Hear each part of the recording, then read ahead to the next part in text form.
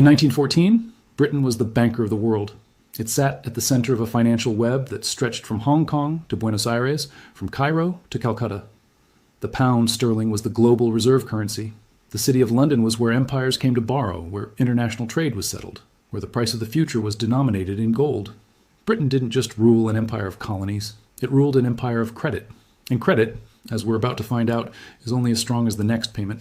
By 1917, that empire of credit was on the verge of total collapse. Britain's national debt had exploded from around £650 million to nearly £7.2 billion. Its overdraft at JP Morgan had ballooned to nearly $400 million. The British Treasury was burning through money at a rate that would have been unimaginable just 3 years earlier, spending more than 25% of its entire GDP on the war effort every single year. And the man holding the purse strings across the Atlantic, President Woodrow Wilson, was using American money as a weapon, threatening to choke off the financial lifeline keeping the Allied war machine running. Britain was running out of options, running out of gold, and running out of time. So what did the most powerful empire on earth do when it found itself broke, desperate, and staring down the abyss? It made a deal, not with a general, not with another king. It wrote a 67-word letter to a banker. That letter, dated November 2nd, 1917, would become known as the Balfour Declaration, and its consequences are still reshaping the world more than a century later. Now, this is a story most people think they already know. A letter from a British foreign secretary to a Zionist leader expressing support for a Jewish homeland in Palestine, a humanitarian gesture in the middle of a terrible war. But the version that gets told in most classrooms and most documentaries leaves out the most important chapter: the financial crisis that made it happen, the banking relationships that greased the wheels, the competing secret deals that Britain was juggling behind closed doors, and the cold, calculated imperial logic that turned a strip of Ottoman desert into the most contested piece of real estate on the planet. This is the full story. To understand why Britain was willing to promise a land it did not own, to a people who were not living there, over the heads of those who were, you first have to understand the sheer scale of the financial catastrophe that the First World War inflicted on the British Empire. When the war began in August of 1914, Britain had entered the conflict with its national debt sitting at a remarkably comfortable 27% of GDP. The Victorian and Edwardian obsession with balanced budgets and fiscal discipline had kept the books clean for decades. Britain was the creditor nation of the world, lending money to empires and republics on every continent. The City of London was the undisputed center of global finance, and gold flowed through its vaults like blood through the heart of an enormous organism. Britain's overseas investments alone amounted to roughly 10% of its entire GDP. It was the richest country on the planet, and everyone knew it. Nobody expected what came next. The war that was supposed to be over by Christmas of 1914 turned into the most expensive military operation in human history up to that point. The old ways of financing a conflict, raising taxes, issuing bonds, calling upon the patriotic spirit of the citizenry, proved laughably inadequate against the industrial reality of modern warfare. By 1915, the British government had already burned through its initial war budgets. By 1916, the Treasury was borrowing at rates that would have been considered national suicide just 2 years earlier. Defense spending consumed more than 52% of the entire national output by 1917. Britain was spending money faster than it could tax, borrow, or print it. And here is the critical detail that changes everything. Britain was not just paying for its own war, it was bankrolling the entire Allied effort. France was hemorrhaging money. Russia was collapsing from within, its soldiers deserting, its government disintegrating, its economy in free fall. Italy needed constant propping up. The smaller Allied nations, Serbia, Belgium, Romania, were running on fumes in British credit. Britain had positioned itself as the financial guarantor of the entire anti-German coalition, funneling staggering sums to its partners, while simultaneously feeding its own insatiable war machine. The cumulative primary deficit between 1914 and 1919 amounted to 148% of GDP. The strain on the British economy and on London's financial markets was, by any historical standard, extraordinary. Taxation covered only about a quarter of Britain's total war expenditure, the highest proportion among the major European combatants, but still nowhere near enough. The rest had to come from borrowing, and the biggest lender in the room was not British at all, it was American. This is where JP Morgan enters the picture, and this is where the story starts to take on the dimensions of a financial thriller rather than a simple military history. From the very beginning of the war, JP Morgan and Company had positioned itself as Britain's primary financial agent in the United States. The relationship was immensely profitable for both sides. Morgan arranged the purchase of over $3 billion worth of war materials for the Allies. everything from artillery shells to grain to industrial chemicals, funneling it through American factories and farms. Morgan also led the syndicate that floated the massive $500 million Anglo-French loan in October of 1915, the largest foreign loan in Wall Street history at that time. The subscribers to that loan read like a who's who of American industrial and financial power. The Guggenheim brothers from copper, James Stillman, George F. Baker, Andrew Carnegie, Charles Schwab of Bethlehem Steel, all of them now financially entangled in the outcome of a European war that America had officially declared itself neutral in. Initially, Britain paid for its American purchases by liquidating overseas investments and shipping gold across the Atlantic. But after German submarine attacks made bullion shipments increasingly dangerous, the method of payment shifted to credit. Morgan and other banking houses extended massive commercial credit lines to the Allies. By early 1917, J.P. Morgan was carrying roughly $500 million in unsecured British short-term debt. The bank was so deeply committed to Britain's survival that, as the Oxford historian Niall Ferguson later observed, it was Morgan as much as Britain which was bailed out when America finally entered the war. In other words, America's most powerful bank had bet its own existence on a British victory. If Britain collapsed, Morgan collapsed. If Morgan collapsed, Wall Street collapsed. And if Wall Street collapsed, the American economy, now deeply wired into the war effort through industrial contracts and financial instruments, would be dragged down with it. This created a perverse but powerful alignment of interests. Britain needed American money to survive. American bankers needed Britain to survive, so their loans would be repaid. And Woodrow Wilson, sitting in the White House and watching all of this with growing alarm, understood that he held the ultimate leverage. He could turn the money tap on or off at will, and he was not afraid to use that power. In late November of 1916, Wilson made his move. He ordered the Federal Reserve to instruct American banks and investors to halt foreign currency loans and purchases of foreign securities. This was a direct shot across Britain's bow. It came just days before Morgan had planned to float a $1.5 billion Anglo-French bond to finance the military offensive scheduled for 1917. Wilson's intervention brought the entire transatlantic private financing structure to the brink of collapse. The overdraft at Morgan's reached its staggering peak of nearly $400 million in the spring of 1917. France had reached the absolute end of its financial tether. Britain could perhaps survive on its own for a while longer, but it could not continue paying for the entire Allied coalition. Wilson's gambit was clear. He wanted the war to end on his terms. He wanted to position the United States not as a junior partner to the British Empire, but as the dominant economic power in any alliance. If America was going to enter the war, it would do so as the undisputed financial leader, not as a banker's errand boy. At the end of June and again at the end of July 1917, Britain actually came within hours of default. The panic this caused in London and on Wall Street was enough to convince the Wilson administration that a British financial collapse would be catastrophic for everyone. When Washington finally declared war on Germany in April of 1917, private financing of Allied loans was replaced by direct American government funding. The era of British financial supremacy was effectively over, even if the formal transfer of power would take decades to complete. Now, into this cauldron of desperation and deal-making stepped the Zionists. And here is where the story becomes truly fascinating, because the Balfour Declaration was not born out of humanitarian concern or religious sympathy alone. It was born out of cold, strategic calculation, and the timing tells you everything you need to know. But before we get to the 1917 negotiations, we need to understand that the financial and political foundations for this moment had been laid decades earlier, primarily by one man, Baron Edmund James de Rothschild of the French branch of the Rothschild banking dynasty. Born in 1845 as the youngest son of James Mayer Rothschild, Edmund became one of the most consequential figures in the story of Palestine long before the Balfour Declaration was ever conceived. Beginning in the early 1880s, following devastating pogroms against Jewish communities in Russia, Edmund poured enormous sums of money into purchasing land and establishing Jewish agricultural settlements in Ottoman Palestine. He funded the settlement of Rishon LeZion, meaning the first in Zion, and then Zichron Yaakov, Rosh Pinna, and dozens of others. He covered their debts, bought their equipment, developed their infrastructure, planted vineyards, introduced new crops like grapefruit and avocado, and built wineries that still operate today. Over the course of his lifetime, Edmund donated more than £5 million to these settlements, a staggering sum at the time, and purchased roughly 125,000 acres of land. In Palestine, he became known simply as the Baron or the Noble Philanthropist.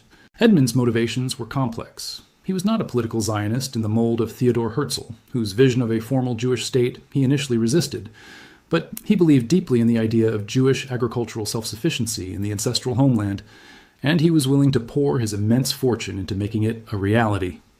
By the time the First World War began, the Rothschild family had already invested more in the physical infrastructure of Jewish settlement in Palestine than anyone else on earth. They had, in a very real sense, built the foundations upon which any future Jewish state would stand. This is important context because when the British government sat down to consider the Balfour Declaration in 1917, they were not dealing with an abstract idea. They were dealing with an established, Rothschild-funded network of settlements and institutions that already existed on the ground. The Declaration was not creating something from nothing. It was offering British imperial backing to a project that had been underway and generously bankrolled by one of the world's most powerful banking families for over 3 decades. The first formal negotiations between the British government and the Zionist leadership took place at a conference on the 7th of February, 1917, just weeks after Wilson's financial blockade had pushed Britain to the edge of default. The meeting included Sir Mark Sykes, the same diplomat who had secretly carved up the Ottoman Empire with France the year before, and the leading figures of the Zionist movement. Subsequent discussions led to Foreign Secretary Arthur Balfour requesting on the 19th of June that Lord Rothschild and Chaim Weizmann draft a public declaration of support for a Jewish homeland. Consider what that means for a moment. The British Foreign Secretary asked the recipients of the promise to write the promise themselves, and the person he addressed it to was a member of the Rothschild banking dynasty, a family whose financial influence reached into every major capital in Europe, and whose name carried enormous weight in the financial centers of New York as well. The original draft that Rothschild submitted to Balfour proposed that Palestine should be reconstituted as the national home of the Jewish people. The cabinet softened the language, but the intent remained clear. According to the Rothschild archive itself, beginning in 1916, the British government hoped that in exchange for their support of Zionism, Jewish financiers and communities would help to finance the growing expenses of the First World War. This was not a secret conspiracy. It was discussed openly in cabinet meetings and appears in the historical record. British ministers understood that issuing a declaration addressed to a Rothschild would send a very specific signal to Jewish financial networks in both Britain and the United States. And that signal was deliberate. But the financial calculation was only one piece of a larger strategic puzzle. By the autumn of 1917, the wider war had reached a stalemate, and 2 of Britain's key allies were essentially useless. The United States had declared war in April, but had not yet suffered a single casualty. American troops were months away from arriving in meaningful numbers on the Western Front. Russia, meanwhile, was in the grip of revolution. The Bolsheviks, who were openly calling for an end to the war, were on the verge of seizing power. If Russia dropped out, Germany could redirect its entire Eastern Front army westward, potentially overwhelming the exhausted British and French forces before America's manpower could arrive. Britain needed to shore up support on every front, financial, political, and psychological, and the Zionist movement offered a unique opportunity to do all 3 simultaneously. By expressing support for a Jewish homeland, Britain hoped to rally Jewish opinion in the United States, where influential Jewish communities could help push for stronger American financial and military commitment. It hoped to keep Russian Jewish soldiers motivated and fighting on the Eastern Front, at a time when the Bolsheviks were offering them peace. And it hoped to establish a loyal pro-British population in Palestine, strategically located near the Suez Canal, the jugular vein of the British Empire's communication with India, Australia, and the Far East. The Suez Canal was not a minor consideration. It was arguably the single most important piece of infrastructure in the entire British Empire. Opened in 1869, the canal had slashed the voyage time from London to India from weeks to days. British trade with Asia flowed through it. The Royal Navy depended on it. Losing control of the canal's eastern flank, which is to say Palestine, would have been a strategic catastrophe of the first order. Having a friendly, pro-British population settled along that flank was not just nice to have. It was a strategic imperative. But there was yet another dimension to this calculation, one that is often overlooked, and it involves chemistry as much as it involves finance or strategy. Chaim Weizmann, the man who would become the first president of Israel, was not just a Zionist leader. He was a brilliant biochemist working at the University of Manchester. In 1915, he had invented a fermentation process that could produce acetone from starch using a bacterium he had previously isolated, Clostridium acetobutylicum. This might sound like a minor laboratory achievement, but in the context of the war, it was nothing short of revolutionary. Acetone was an essential solvent in the manufacture of cordite, the smokeless propellant used in virtually every British shell and bullet fired during the war. Without acetone, the guns fell silent.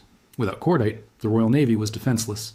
Before Weizmann's discovery, acetone had been produced from calcium acetate imported from Germany, which was obviously no longer available.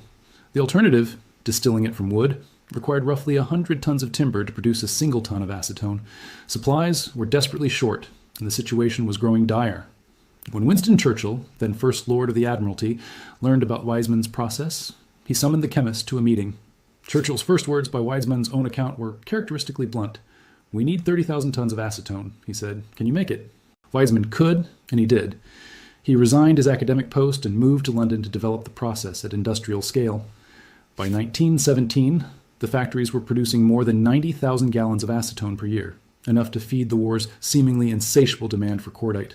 Between 1914 and 1918, Churchill's Royal Navy and the British Army fired 248 million shells. A very large number of those shells would never have been produced without Weizmann's acetone, and Weizmann gave Britain the rights to his process without charge.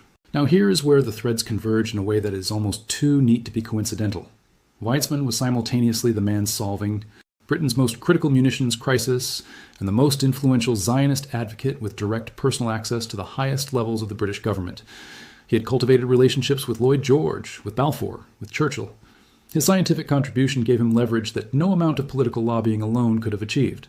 When Lloyd George was later asked about Britain's reward to Weizmann, his response was telling. He pointed directly to the Balfour Declaration. And multiple historians have confirmed that it was widely believed, and openly discussed at the time, that Weizmann's acetone contribution helped secure the cabinet's approval of the declaration. There's a famous exchange between Weizmann and Balfour that captures the emotional undercurrent of these negotiations. When Weizmann explained the Zionist attachment to Palestine rather than some other territory, Balfour challenged him. "We have London," Balfour said, as if to suggest that a practical man should be satisfied with any suitable homeland. Weizmann's response cut to the bone. "That is true," he replied, "but we had Jerusalem when London was a marsh." But the Balfour Declaration did not exist in a vacuum. It was the third in a series of contradictory promises that Britain made about the same piece of land, and understanding those contradictions is essential to grasping why the Middle East looks the way it does today. The first promise came in the form of the McMahon-Hussein correspondence, a series of letters exchanged between 1915 and 1916 between Sir Henry McMahon, the British High Commissioner in Egypt, and Sharif Hussein bin Ali of Mecca. In these letters, Britain offered to support Arab independence in exchange for an Arab revolt against the Ottoman Empire. The exact boundaries of the promised Arab kingdom were deliberately left vague, particularly regarding Palestine, and that ambiguity was not an accident. It was a strategy. The British cloaked their commitments in enough uncertainty to allow, as one historian put it, credible obfuscation once the war was over. What is clear is that Sharif Hussein believed Palestine was included in the promise. He launched the Arab revolt on that understanding, sending his sons Faisal and Abdullah into battle against Ottoman forces, aided by the legendary T.E. Lawrence, Lawrence of Arabia. Thousands of Arab fighters died in a brutal desert campaign they believed was bringing them closer to independence and self-determination. And for what it is worth, in 1919, the Political Intelligence Department of the British Foreign Office itself stated in an internal memo to the Paris Peace Conference delegation that, with regard to Palestine, His Majesty's government are committed by Sir Henry McMahon's letter to the Sharif to its inclusion in the boundaries of Arab independence, clear and unconditional. And yet, when Arab leaders later raised this commitment, Winston Churchill reportedly denied it ever existed. When was the promise? He said, never. The second promise came in the form of the Sykes-Picot Agreement, negotiated in secret in May of 1916 between Sir Mark Sykes for Britain and François-Georges Picot for France, with the approval of Russia. This agreement carved up the Ottoman territories into zones of British and French control and influence, drawing borders on a map with a straight edge and a colored pencil. Palestine, under this arrangement, was to be placed under some form of international administration, the precise nature of which was left deliberately undefined. The agreement directly contradicted the promises made to Hussein, and it was kept secret precisely because its authors knew it was incompatible with what they had been telling the Arabs. And then, in November of 1917, came the Balfour Declaration, promising the same land to the Zionist movement. 3 promises to 3 different parties about the same territory, made within a span of roughly 2 years. The Arabs were promised independence. The French were promised a share of control. The Zionists were promised a national home. And the people who actually lived in Palestine, the Arab majority, who constituted more than 90% of the population at the time, were mentioned in none of these agreements by name. In the Balfour Declaration itself, they were referred to only as the existing non-Jewish communities, a phrase of staggering condescension applied to a population that had lived on that land for centuries. These contradictions were not accidental mistakes by overwhelmed bureaucrats. They were strategic. Britain was playing each party against the others, making promises it knew it could not simultaneously keep, all in the service of winning the war and preserving its imperial position. The Arabs got their revolt and their sacrifices. The French got their sphere of influence. The Zionists got their declaration, and Palestine got a century of conflict. Now, let us return to the financial dimension, because the aftermath of the war reveals just how deeply the banking calculation was embedded in every decision Britain made during this period. When the guns fell silent in November of 1918, Britain's financial landscape was unrecognizable. The national debt stood at over £7 billion. Much of Britain's overseas investment portfolio, once the envy of the world, had been liquidated to pay for the war. The loans Britain had made to its allies, particularly to Russia, which had undergone a Bolshevik revolution and repudiated all debts of the previous government, were essentially worthless. And the United States was demanding repayment of every cent it had lent during the final 18 months of the conflict, debts that Britain would struggle with for decades and that were never fully settled. Britain had entered the war as the world's creditor. It emerged as the world's debtor. The center of global financial gravity had shifted decisively from London to New York. The pound sterling, which had reigned supreme for over a century, was now clearly secondary to the dollar, and the costs of managing the vast new territories that Britain had acquired through its wartime deal-making, Mesopotamia, Transjordan, Palestine, and others, would become an additional drain on an already exhausted treasury. The mandate for Palestine, which Britain received from the League of Nations in 1920, was the mechanism through which the promise of the Balfour Declaration would be implemented on the ground. Under the terms of the mandate, Britain was tasked with facilitating Jewish immigration to Palestine and supporting the development of a Jewish national home, while simultaneously supposedly safeguarding the rights of the existing population. It was, by design, an impossible mandate built on an impossible promise, administered by an empire that could barely afford the paperwork. Over the next 3 decades, the contradictions baked into the Balfour Declaration played out with escalating violence. Jewish immigration to Palestine increased dramatically during the 1920s, accelerated sharply after the rise of Nazism in the 1930s, and became a flood after the Holocaust. The Arab population, watching its demographic position erode, its economic structures undermined by British policies that favored the new settlers, and its political voice ignored, responded with protests, strikes, and armed revolts. The Great Arab Revolt of 1936 to 1939 was one of the most significant anti-colonial uprisings of the interwar period, requiring Britain to deploy tens of thousands of troops and resort to collective punishment, mass detention, house demolitions, and aerial bombardment to suppress it. By the time the Second World War ended, Britain was even more financially devastated than it had been after the first one.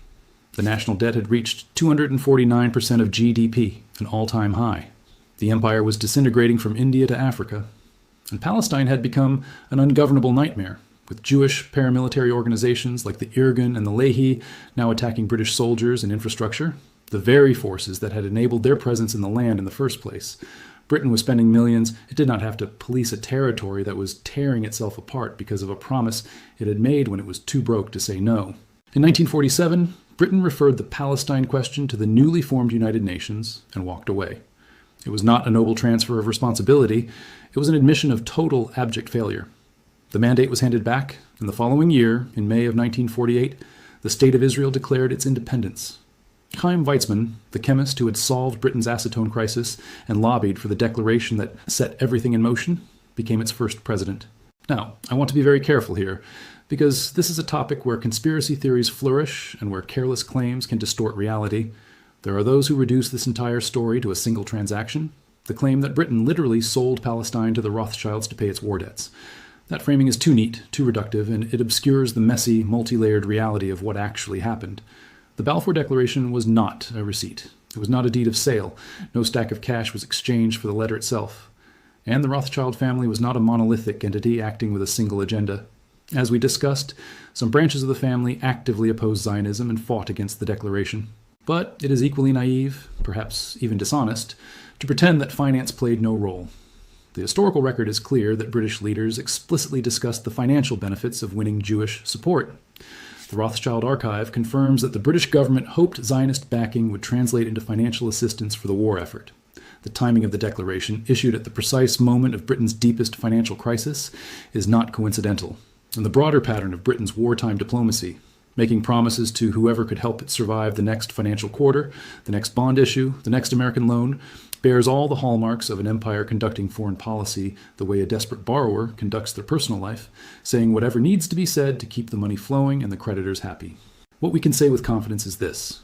The Balfour Declaration was a product of multiple converging pressures, financial desperation, strategic calculation, genuine ideological sympathy in some quarters, the personal influence of Weizmann, The weight of the Rothschild name, the need for American support, the fear of Russian collapse, and the imperial desire to control the land east of the Suez Canal.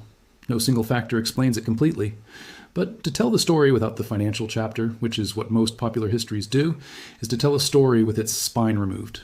The real lesson of the Balfour Declaration is not that it was a banking deal in some crude transactional sense. The real lesson is far more unsettling. It is that when empires are desperate, when the money is running out and the creditors are closing in, they will promise anything to anyone. They will sign contradictory agreements. They will betray allies without flinching. They will dispose of other people's lands and lives with the same casual efficiency that a bankruptcy lawyer liquidates assets. And the people who pay the price, the people who always pay the price, are not the bankers or the diplomats or the politicians who made the deals. It is the ordinary people who happened to be living on the land that was being traded. What makes this story so enduring, so impossible to resolve, is that the consequences of those 67 words have never stopped compounding.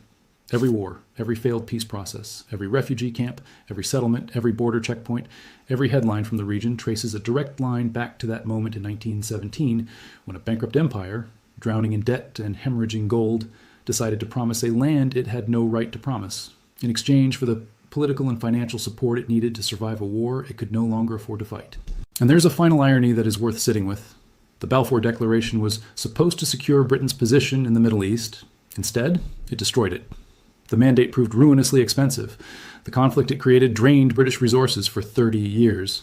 And when Britain finally withdrew in 1948, it left behind a war zone, not a strategic asset. The empire that had tried to buy its survival by promising other people's land ended up losing both the land and the empire. 1917 was the year the old world ended, and the new one was born. Not on the battlefields of the Somme or Passchendaele, but in the ledger books of London and New York, in the correspondence between foreign secretaries and bankers, in the quiet rooms where desperate men traded futures they had no right to sell. And that brings us to the question at the heart of this story. Was the Balfour Declaration simply an act of British wartime strategy? Was it driven by imperial interests, diplomacy, financial pressures, or a combination of all three? The reality is far more complicated than a simple transaction. Britain did not literally sell Palestine to pay its First World War debts. But money, wartime finance, imperial strategy, and political influence were deeply intertwined with Britain's decisions during the war and its aftermath. The Balfour Declaration was only a short letter. Its consequences were anything but short.